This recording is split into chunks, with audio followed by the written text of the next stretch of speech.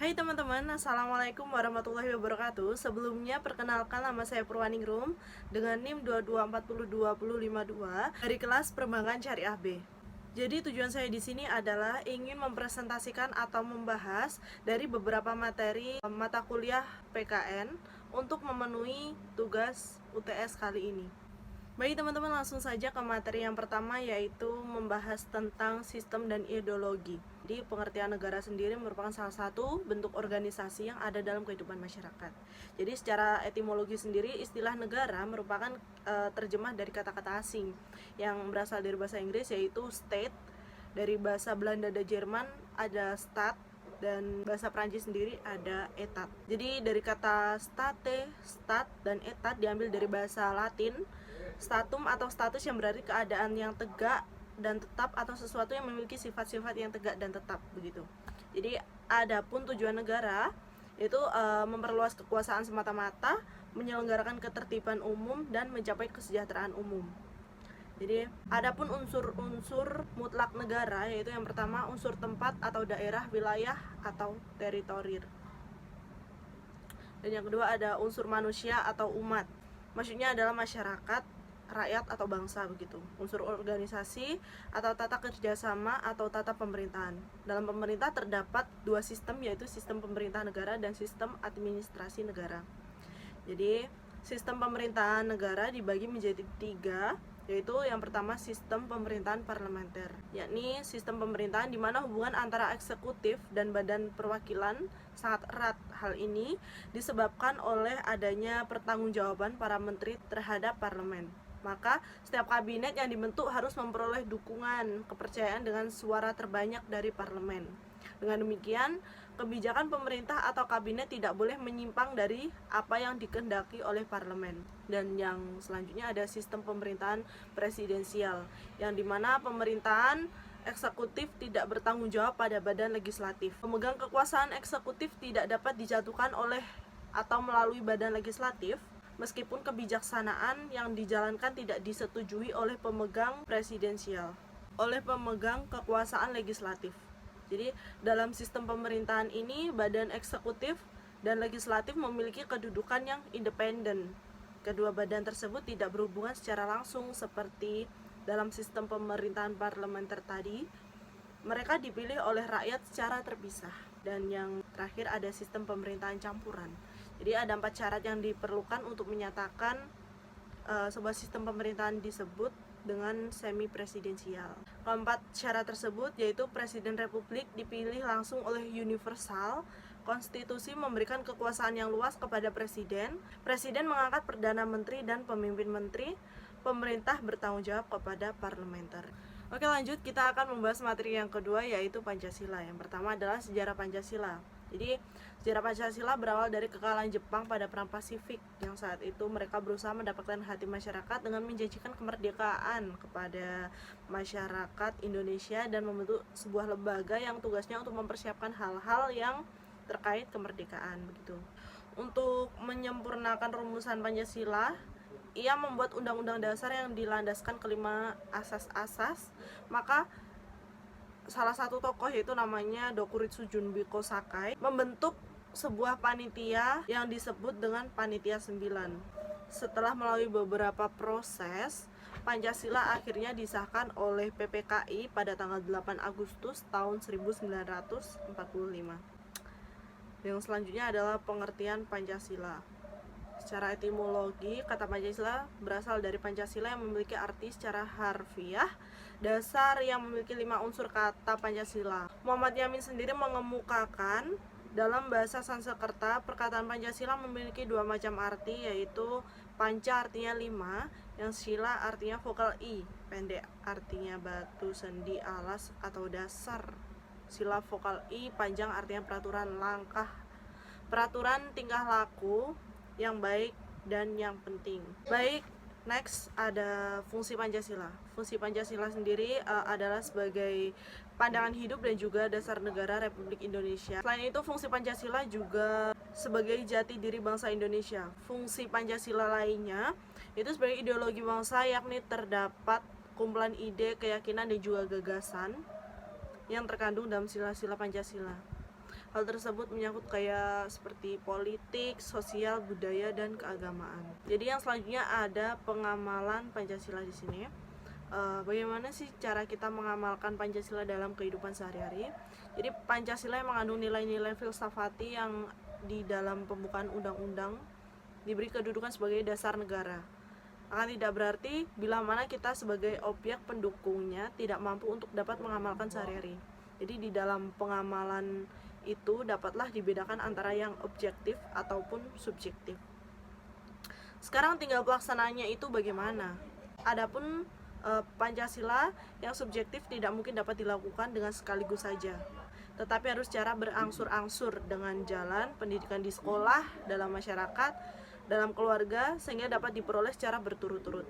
Jadi dengan demikian maka jelaslah bahwa dalam pengamalan Pancasila yang terutama adalah pengamalan yang subjektif, sebab pada akhirnya manusia sebagai subjek yang dapat merubah pelaksanaan serta menafsirkan ketentuan di dalam pengamalan subjektif.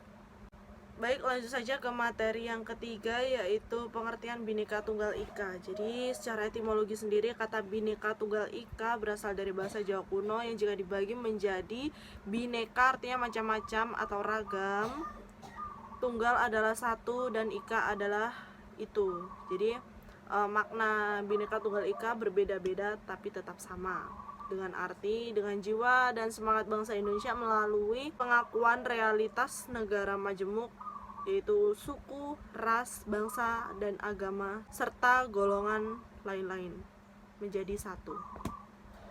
Keanekaragaman Bhinneka Tunggal Ika sendiri adalah meskipun rakyat Indonesia berbeda dan beragam dalam suku, mata pencarian, bahasa daerah, agama, dan kepercayaan kepada Tuhan Yang Maha Esa, ras, keturunan, dan jenis kelamin harus tetap dalam satu kesatuan utuh. Jadi begitu. Dan tidak terpisahkan sebagai bagian dari Negara Kesatuan Republik Indonesia dengan semboyan Bhinneka Tunggal Ika. Bhinneka Tunggal Ika mewujudkan konsep multikulturalisme dalam kehidupan terikat pada satu kesatuan. Jadi prinsipnya adalah mengakui adanya pluralisme bangsa dalam hal agama, kepercayaan, dan suku kebangsaan, adat budaya juga, keadaan daerah, dan juga ras. Yang selanjutnya adalah sejarah Undang-Undang Dasar 1945.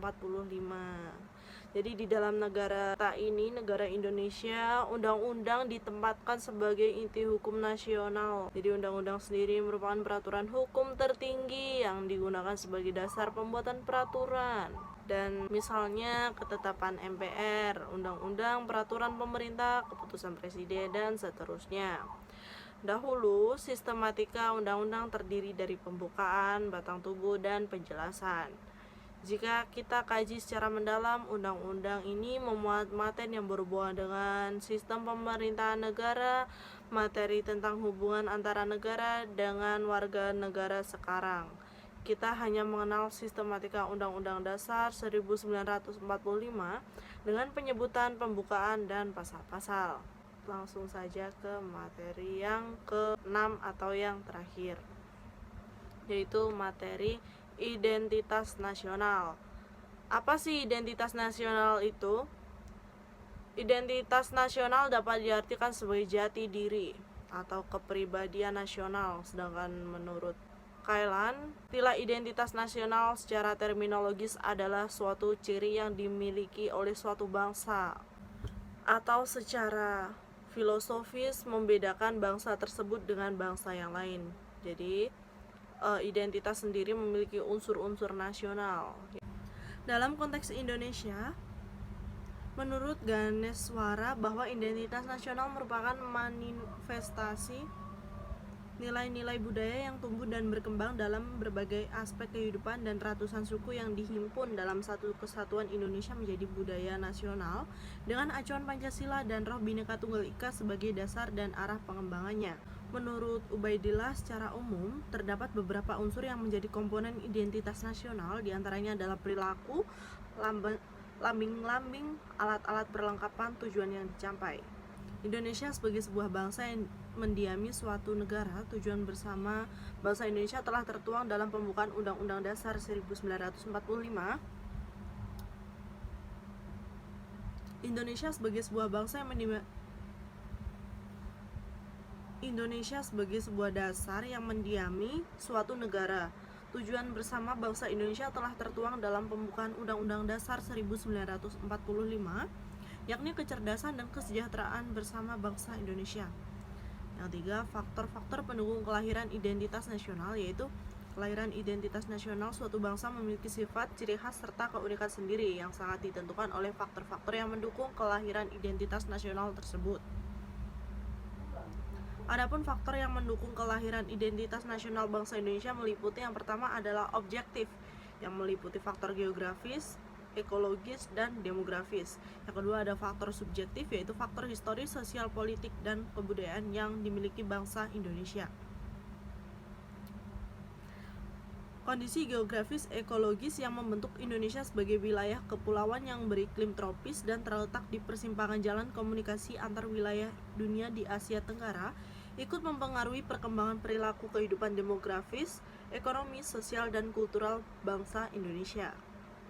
Yang keempat, faktor-faktor pembentuk identitas nasional, yaitu proses pembentukan bangsa negara membutuhkan identitas untuk menyatukan masyarakat bangsa yang bersangkutan. Faktor yang diperkirakan menjadi identitas bersama suatu bangsa menurut Ramlan Surbakti meliputi yang pertama adalah faktor primordial, dan masih banyak lagi. Yang kelima ada identitas nasional Indonesia sebagai karakteristik bangsa. Identitas nasional sendiri adalah sesuatu yang ditransmisikan dari masa lalu dan dirasakan sebagai pemilikan bersama, sehingga tampak kelihatan di dalam keseharian tingkah laku seseorang dan komunitasnya.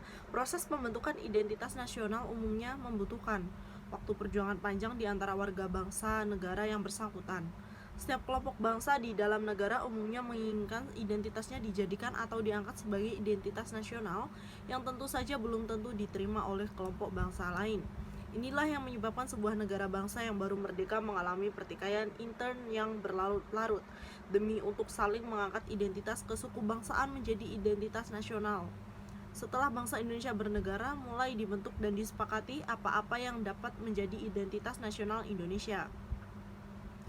Bisa dikatakan bahwa bangsa Indonesia relatif berhasil dalam membentuk identitas nasionalnya, kecuali pada saat dalam membentuk identitas Bisa dikatakan bangsa Indonesia relatif berhasil dalam membentuk identitas nasionalnya kecuali pada saat proses pembentukan ideologi Pancasila, yang dimana sebagai identitas nasional yang membutuhkan perjuangan dan pengorbanan di antara warga dan bangsa. Cukup sekian presentasi yang dapat saya sampaikan. Apabila ada kurang lebihnya, saya mohon maaf. Wassalamualaikum warahmatullahi wabarakatuh.